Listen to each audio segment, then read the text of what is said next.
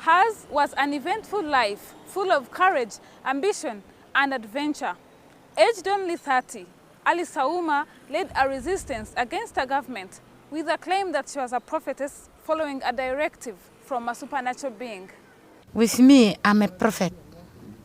I was treating a lot of people.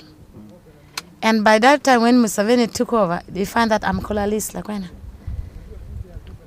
And I met the government. By the time I prophet, the spirit prophet to them that if they go in Gulu, Kitgum, Old via Northern and West Nile, they will find no war.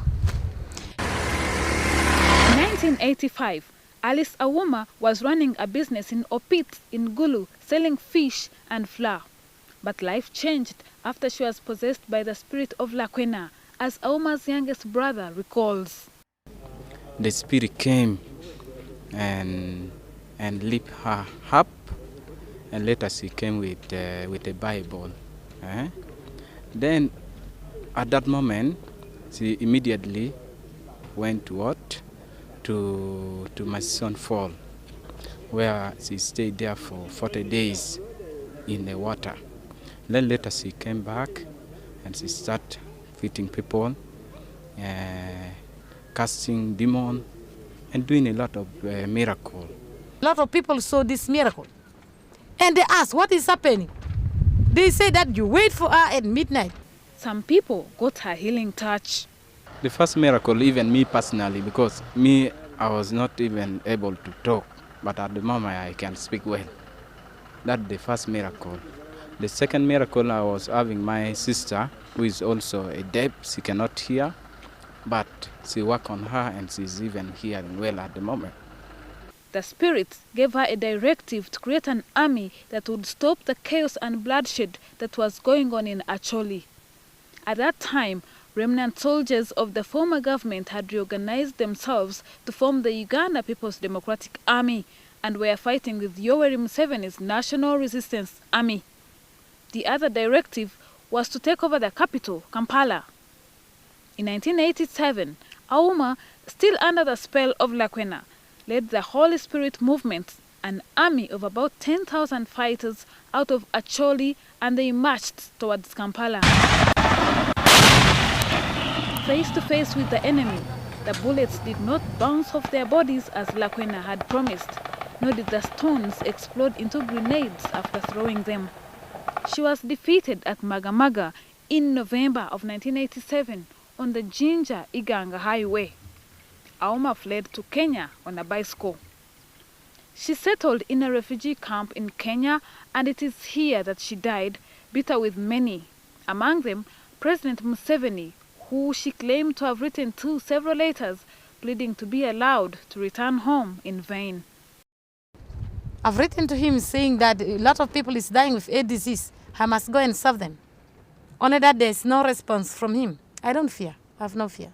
However, Lakwena demanded a house in Kampala and 100 million shillings before she could return. She wasn't really grateful to her hosts either. Because if they wrote to me they don't want to see me here, I wouldn't have wasted my time. It's the government of Kenya who deceived me to come here, and they dropped me here as they see me. You can see me here in the bush.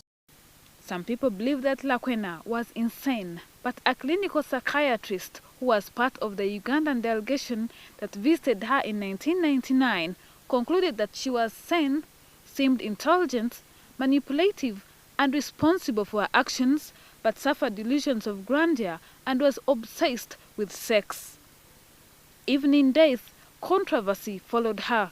Her body took long to arrive in Uganda, and when it did 2 weeks after her death, there was drama at Entebbe airport as security fought off people who wanted to see her body.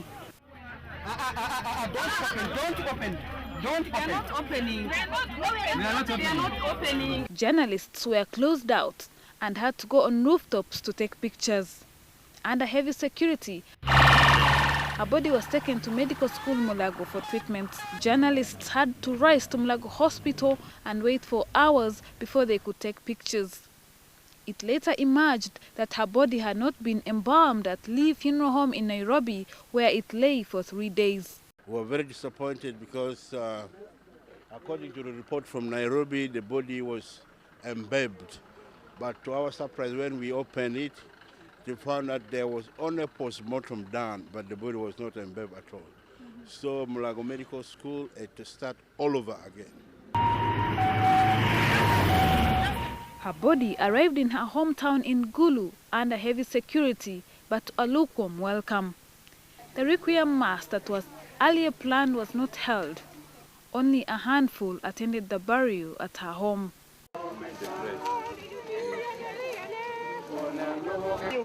Despite her failed military mission, her place in Ugandan history is secured by the continuation of the LRA war, which she inspired. Reports show that after her defeat, her father, Severino Lukoya, took over her Holy Spirit movement before bequeathing it to Lakwena's nephew, Joseph Kony, the leader of the Lord's Resistance Army. Kony mourned her. It was sad, of course, when I heard she died, when I communicated with him. Although Lakwena is gone, she will continue to hold a special place in the annals of history of rebel movements in Uganda. Agnes Asimwe, NTV News.